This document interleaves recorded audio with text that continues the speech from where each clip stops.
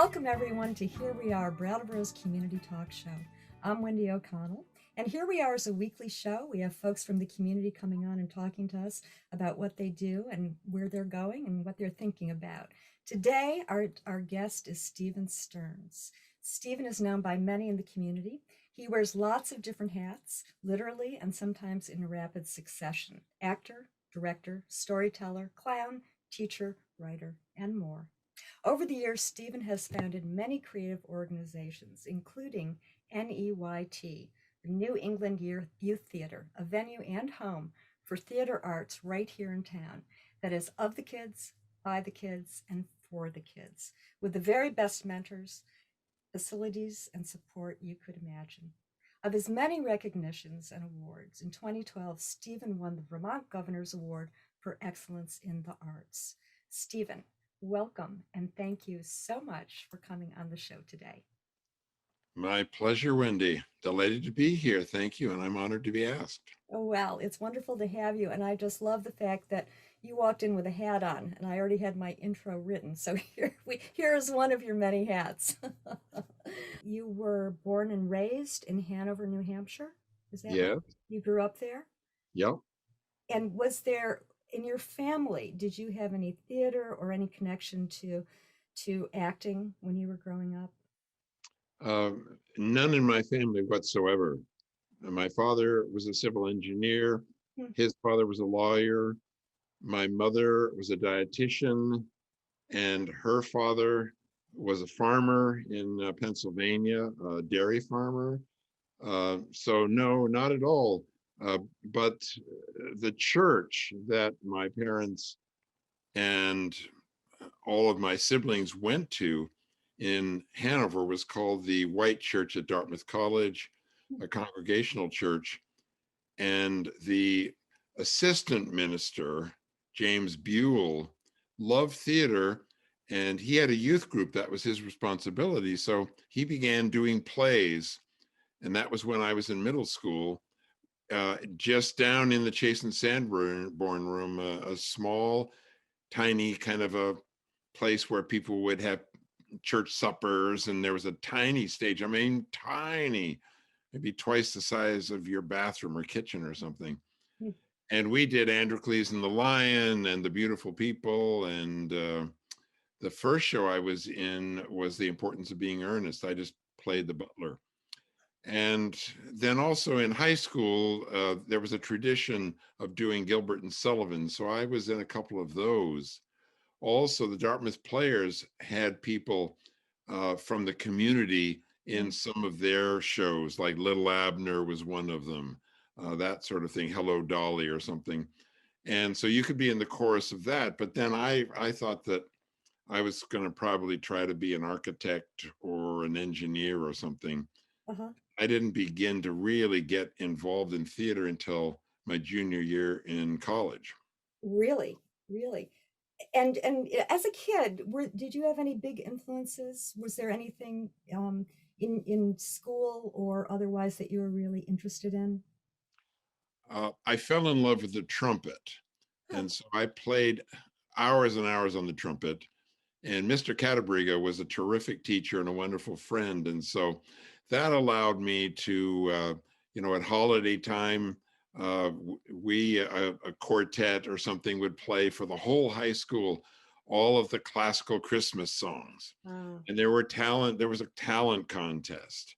One of the great stories was I intended to win the contest with some of the songs of the day, Pat Boone, a white sport coat and a pink carnation, that's awesome. and a rose and a baby Ruth and that stuff. But then another big influence was guitar. There was a friend of mine who played a Martin guitar. I'd Mhm. never seen or heard such a thing. And he started playing some Woody Guthrie things, Pastures of Plenty and so on. And I went over to his house and he put on the Weavers at Carnegie Hall, and that changed everything. Wow. As soon as I heard Pete Seeger playing that banjo, I wanted to have a long neck banjo. Yeah. And I couldn't afford one, so I built one. But a Dartmouth College student had a beautiful Vega banjo, White Lady. Now, I mean, that's like the head of the banjo worth $3,000 or so. Yeah. with just a tiny little neck that was a mandolin. And I took that off, and Sterling Klink and Snipler Fountain helped me make a long neck banjo just like Pete Seeger's. And I have it to this day. It's really sounds beautiful. I've been working on clawhammer banjo with Andy Davis teaching me, So Pete Seeger, and then I met him many years later. I went to a concert of his at Spalding at Dartmouth, went back and visited him in the dressing room, told him about A Peasant of El Salvador, and that was at midnight. And he listened to me. He stayed. It was just the two of us. And then he said, I want you to do that at our festival. And we did. And that led to shows. He put us on the big stage, on the 2,000 person big stage. Wonderful story, because it brings in the early 60s, the influence of folk music, Pete Seeger. And, that's a bedrock of performance information and skills that you got really early on. And then I had a music group and then a rock and roll band in college. Yes. And you were at UVM. I was at UVM. What were you studying at UVM? I ended up really getting my major in speech and theater. I was a music major, and then so I ended up in speech and theater with a music minor. Very quickly, when I said to Mr. Rizzo, my advisor, I want to be an engineer, he signed me up for all these math and chemistry classes and physics and everything else. And that lasted about a week. And I crashed and burned and said, I think I'll go to the music department. And then I pretty much crashed and burned there too, because everybody there were incredible piano players. And and they asked me to write a string quartet, and I was playing Pete Seeger and writing Woody Guthrie songs. Yes. About I lost my love, she went west and stuff. And so pretty quickly, but then I met the guy at the speech department, and he introduced me to phrases like your sesquipedalian verbiage is analogous to the prolixity of a rhetorician inebriated with the exuberance of your own verbosity, which was excellent, Stephen. You see how back then those things stick, right? Yeah. And so I heard him say that in class about diction and everything. Yeah. I was so impressed that I went to him, and he said, yeah, that's what Disraeli said to Gladstone at one point in the British Parliament. From there, you went to London. You studied acting in London, and you did a doctorate in Shakespeare. Well, I went to, I really got deeply into theater at the University of Vermont. And Ed Feidner, who was the head of theater, called Greg Falls and said, I think you want this candidate at the University of Washington. So I became an acting, directing student there. If I pat myself on the back, Aaron Frankel, who was a Broadway director, came out, and he became my advisor. He helped me with my production of Under Milkwood, and it won the 1967 University of Washington School of Drama Directors Award for the year. And then I met Bert Joseph, and that was an amazing other thing. And he was from the Bristol Old Vic and the Old Vic and those kinds of things, Laurence Olivier and everything. And he'd come over and became the top critical theater and historian. But his specialty was Shakespeare. And Dick Nichols dragged me to one of his seminars. I was just a master's candidate. Dick was a PhD candidate. He dragged me, and after one seminar, my eyes went, Bert Joseph blew my mind. And so as soon as I finished my master's, I enrolled, and he accepted me as a doctoral student. Funny thing, you had to write all your papers out, and then you had to read them to him. And he sat in his chaise lounge and listened. When I read my papers to him, he'd always fall asleep, and I'd wake him up, and then he'd look at me and he says, how did you get here? You can't write, you can't read.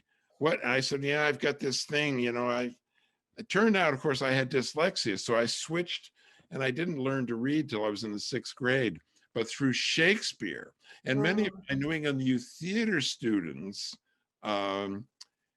I taught to read because of Shakespeare, and I learned to really read through dissecting everything. And he taught me that, and I got my doctorate. And then he helped me with some auditions for colleges. I taught 2 years of college. But then I decided I really want to be a professional actor. So I auditioned for the London Academy and got in. Uh-huh. So we went to London. Boy, we had an amazing time. I ushered at the Old Vic. In fact, I ended up at Laurence Olivier's 1 a.m. in the morning farewell party after the press and everybody else left. All of the ushers were invited to come and be at his party, and Dennis Quilley played, and he danced from his special movie, The Entertainer. And then I remember I had Joan Plowright in my right hand and Larry Olivier in my left hand, dancing the hora up in the big rehearsal room up top at about 2:30 in the morning. And we had no cell phone, so I couldn't call Bonnie and tell her to come. And so, but The I mean, story. so many amazing things. I asked him, I said, I'm studying Andrew Aguecheek and I can't get the right accent. And Laurence Olivier, because we ate dinner every night in the same canteen. And he said, learn your part, learn what you're doing. Don't worry about the accent until the very end. Yeah. And that's when I learned to do to Andy Aguecheek, like my aunt Isabel. She was so like, oh, really? So, uh, oh, I was adored once too. You know, Well, that's a really interesting story in terms of how acting supported you it's something that you didn't even know that you had, something that you didn't even know was actually sort of somewhat of a liability in your learning. So, so to be able to transpose that to NEYT is wonderful. this friend that I'd met in London came and stopped off on his way to the West Coast. And he said, you don't look happy. Write down what you'd really like to do in your life. And Bonnie the same. And we both wrote down, we wish we were in the country. He said, let's go to the country. Oh, that's wonderful. And Yeah. I met a woman who actually turned out to be my voice teacher at the University of Washington, Sarah Farwell. And when I auditioned for a position at SUNY Purchase to be a teaching acting professor there, I met her in a stairwell. And I said, what are you doing here? Yada, yada. And she said, you don't look happy. She said, you want to go to the country, go to Vermont, go to Brattleboro and call the Farwells. Oh, And she gave me the number. So in a snowstorm, we drove to Brattleboro. I went into the phone booth at Dunkin' Donuts, which is now where Plenty Park is, called the Farwells, and in waist-high snow, walked to their door and knocked on it. And they said, okay, if you want to start, come back in May. And we never left. We were there for 5 years wow, on that's so the good. farm. We planted fruit trees and raspberries. We had a 2-acre garden. We Yeah, had chickens and pigs and goats and all that. right, right. And then in the middle of that, I met Peter Gould. He and I met at the dump, the Brattleboro dump, dumping our various things. Particularly, I was dumping bed springs because the Arden farm was used by SIT back in the Sergeant Shriver days.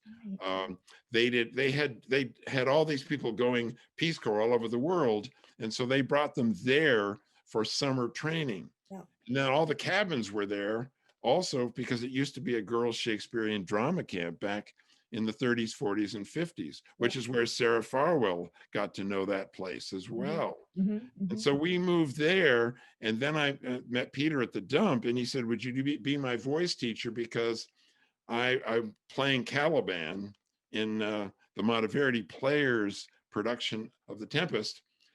We never did that, but in 78, he got in touch with me. He said, I'm going to study with Tonti Montanaro in mime in Maine.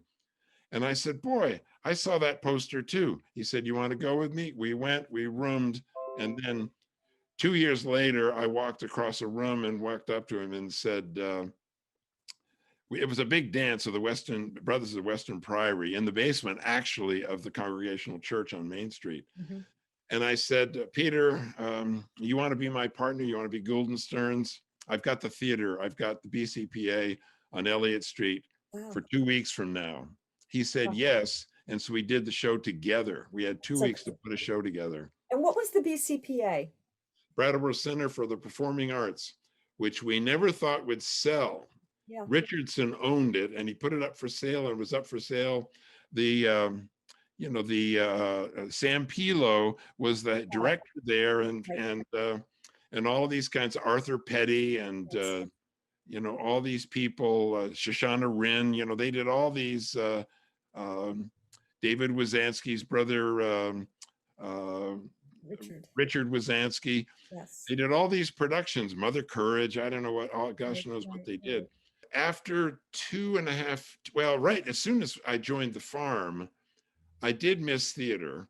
And Paul Nelson, who was working at that time at Wyndham College, and he said, why don't you go in and do something over at the Dummerston Elementary School? Hmm. So I went over and they said, sure. And so I started, Bonnie and I did drama classes Mhm. with, I'd studied with this wonderful child drama guy way back. And so we just did, creative dramatics, shall we Very say. cool. Yeah. And I did that for the whole year. And then fast forward another couple of years until I guess really 1977. And we were living on $2,000 a year. We made our own cheese and maple syrup and finally I was just like, I need to make some money to somehow. And somebody said, you should go and meet Ann Watt at the Mountain Town Teacher Center, which doesn't exist anymore. I went and she said, you got a doctorate. Well, there's a 501c3 grant. You Hmm. could write it and see Bruce Cole, who was at that point the principal of Marlboro Elementary School. I got the grant and I hired, over the next 3 years, I hired 15 to 16 people: Ann Gengarelli, Norm Krampitz, Mm. Carol Schnabel, Mhm. David Holtzaffel, Mhm. um, Peter Peck, all these different people to do, including a person who was one of my interns, Laura Lawson Tucker, who then later interlaced with NUIT to Right. start the New England Youth Theater Adventure Program. She was my intern from Mm. Wyndham College. And so I did drama, and I did the drama and acting and clowning and stuff. And I Mhm. got all these people, and the schools had to take us on and do weaving or woodworking or pottery or whatever. Did that for 3 years and then turned it over to them and asked Peter to be Stearns. And then we took off for the next 20 years touring. Right. So many of us who had kids growing up in the 80s and 90s, we remember well two groups that were specific to kids and which we all enjoyed as families. One of them was Gould and Stearns. One of them was Gary Rosen and Bill Shantz. They performed all over records. And so at one point I realized, oh, I was not alone in this. We have Rosen, Shantz, and Gould and Stearns in Brattleboro. And the nameplay on that is just so extraordinary. Do you have any quick little story about your two groups? I met Gary in 75 as soon as I got up here, and Hmm. he was a phenomenal musician and we became fast friends. He joined Bill Shantz, and Stearns and Rosenschantz and Stearns thought maybe we should perform together sometime, but we never got around to doing that. And then one day Peter and I were heading south from Rutland down to Bennington on Route 7, and the fan belt on the old VW bus broke as usual, and there we were stuck. And who comes north from Bennington heading to Rutland but Rosenschantz? And they, of course, they went by and they went, having trouble? We said, yeah, we can't go anywhere. They said, okay, good luck, bye bye. And they drove. But of course, then they were teasing. They drove back. Yeah. And so we did the Rosenschantz and Guildenstern show right on Route 7 with cars going by. And I'm sure they found out a way to get us a tow. There were no cell phones in those days, That's or right. And if anybody had had a camera, it would be on film and we'd have that. New England Youth Theater was the late 90s when you started that. And that the was in the little hole in the first wall of the Latches. first poster went up on the December 8th, 1998. I wrote down my treatise New Year's Day evening in 1999, and our first show opened March 12th, 1999, Yeah. Midsummer Night's Dream at the Greeno Theater. Right, right. At the Greeno Theater, at Landmark. Yeah. Landmark. Okay, okay. And you talk about how NEYT is a philosophy, not a building. Could you talk a little bit about the the backbone of NEYT, what the foundation is? I'm fond of saying that NEYT is an idea. Hmm. It is of kids, by kids, for kids, run by kids with the best professional mentorship available. It's teaching kids, it's a life school. It teaches kids to show up, stand up, speak up, and use your brain for the benefit of many. That's one of my elevator speeches. It's a An good one. elevator speech is when you run into Steven Spielberg or Rockefeller and you've got one floor to tell them why they should give you money, that Right. sort of thing. Yep. Uh, so the idea was to create a theater where kids could explore life and themselves, gain confidence, and create without fear. Because I had a lot of fear in my life, Hmm. and being dyslexic and not learning to read and being teased in grade school and high school and all that, even into college, that I wanted a place where kids could create without fear and that I could create without fear. Right. Right. And so, with nothing at all, Peter said, I'm going back for a doctorate, won't be doing any Guildenstern shows anymore. And I said, whoa, well, what am I going to do? Well, I was 55 years old. I said, this is it. I better go for it. Leap and the net will appear. Yep. And I started with nothing. And I called Peter Denny, had been the minister at All Souls Church, and he said, "Sure, you can rehearse in the church basement here. That'd be fine." I went up to the people at Landmark, and I said, "I'll give you a show for free on Parents' Weekend if you give me your theater for 2 weeks in March." And they said, "Okay, done." And then I met Jerry Stockman, who was the head of all of the big theaters at UMass. And I saw his son perform, and I said, "Your son's great. Can you? I'd like to have him be Oberon, maybe. Can you show up for the audition?" And then when I learned who he was, I said, "Would you join me? Would you be my lighting designer?" Well, he did much more than that. In fact, then I met Spiro Latchis, and I thought Spiro would give me the small theater, which is upstairs. He invited me to dinner, and I said, "Okay, will you give me the theater?" And he said, "No, you misunderstand. This is not about theater at all. It's about tennis." And I said, "What about tennis?" In my rock and roll band, the Northern Lights at UVM, Al Secunda had become one of the most famous tennis teachers uh, on the West Coast in particular. He was Walter Cronkite's tennis teacher, for example. He was endorsed by Billie Jean King and Stan Smith. And he saw me perform at our 25th reunion. He came to Brattleboro, spent a week, and then I brought him back to the BOC to do a week-long clinic. Spiro Latchis was in the clinic, Got it. and he said, "Oh my gosh, you've got to be my teacher now because Al Secunda's gone." And so for a year, I taught him, gave him Al Secunda. In fact, Al certified me as a tennis teacher, and I was a coach of the high school tennis team during that and all that. And then he said, "Okay, so I want you to be my doubles partner and everything else." After a year, then he said, "Okay, I understand what you're doing. I'll give you the Chinese restaurant if you clean it up." And I went in there, everything was trash, the Yeah. ceilings falling down and everything. But there was the Tri-State Automotive, which got boarded up and sold, and people that I later became very friends with as I joined Rotary, Phil Steckler and people like that. Uh, but I'd drive by it and it was derelict. And then I said, that should be an arts center. And I waited 2 years, and finally I said, I've got to find out who owns that.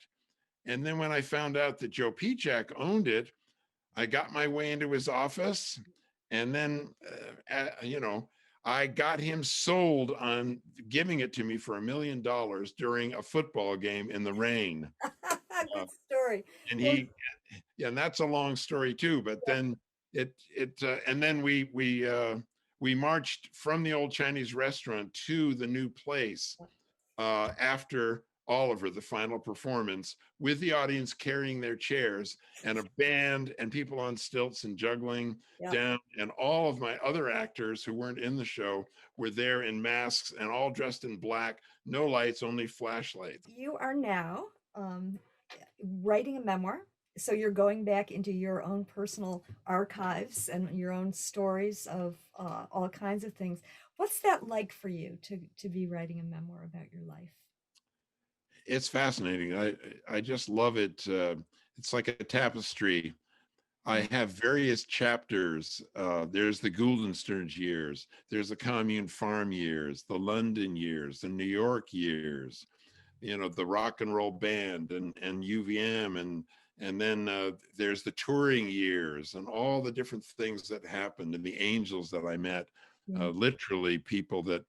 So and I pull out something I'm writing now, the New England Youth Theater years, and it's amazing how many things I remember. I simply said, I will always ask anybody for anything without shame, because it's about kids. And if it's for kids, and if you're not interested in that, my thing was always, I'm going to ask you, I got you in a corral, and the pony's over there, it's saddled, it's watered, it's fed. The corral gate is open. And if you're not interested in what I'm thinking about or doing or asking, get on that pony and ride, and it won't affect our friendship. But if you want to help, so I've always said, if it's about kids, I will always ask. Hmm. And so businesses, I mean, I had this longest running thing. I could go into Zephyr Design and they would give me all I needed in terms of posters. The same with Prospect Park Press.